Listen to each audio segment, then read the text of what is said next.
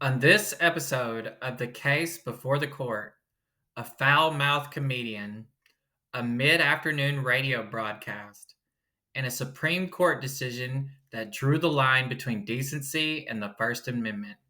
This is the story of FCC versus Pacifica Foundation, the case that asked, can the government regulate indecent speech on public airwaves without violating free speech? Shit, piss, fuck, cunt, cocksucker, motherfucker, tits.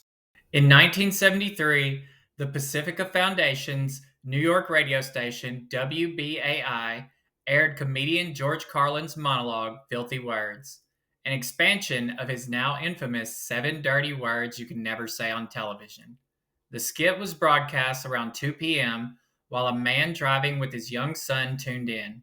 Offended, he complained to the Federal Communications Commission. The FCC reprimanded the station, labeling the content indecent and inappropriate for daytime broadcasts, but notably not obscene. Pacifica appealed, claiming their First Amendment rights had been violated.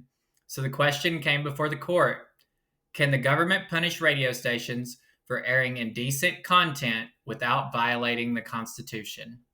The First Amendment protects free speech, but that protection is not absolute. Under previous decisions, like Miller v. California, the court defined obscenity as unprotected speech. But what about speech that is vulgar, profane, or offensive, but not obscene? The FCC had authority under United States Code 18, Section 1464, which prohibits the broadcast of any obscene, indecent, or profane language. The legal tension lay in interpreting the word indecent and whether its regulation could withstand First Amendment scrutiny. In a narrow 5-4 decision, the Supreme Court ruled in favor of the FCC. Writing for the majority, Justice John Paul Stevens emphasized 2 key points. First, radio and television are uniquely pervasive. They enter the home uninvited, reaching both adults and children without consent. The state, therefore, had a compelling interest in shielding minors from indecent material. Second, broadcasting enjoys less First Amendment protection than other forms of communication. The court recognized the government's right to regulate time, place, and manner of speech, meaning Pacifica could air Carlin's monologue at night, but not during hours when children might be listening. Justice Stevens wrote, the Commission's decision did not constitute censorship.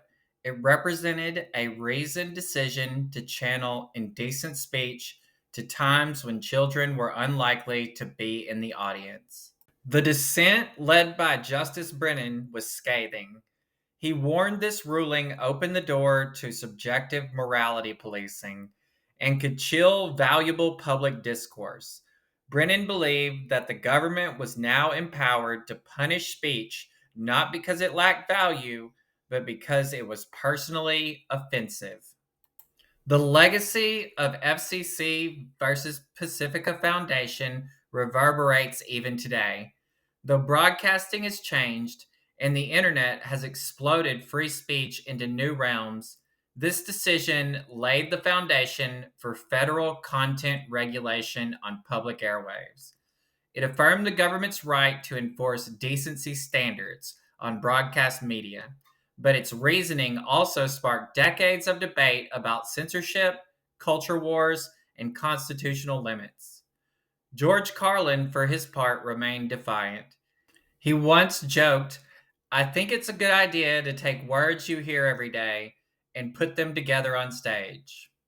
The court didn't entirely disagree, but it did tell broadcasters to watch their mouths, especially before dinner.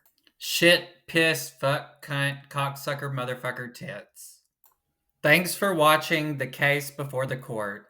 If you found today's case thought-provoking, hit like, subscribe, and drop a comment with your favorite George Carlin joke.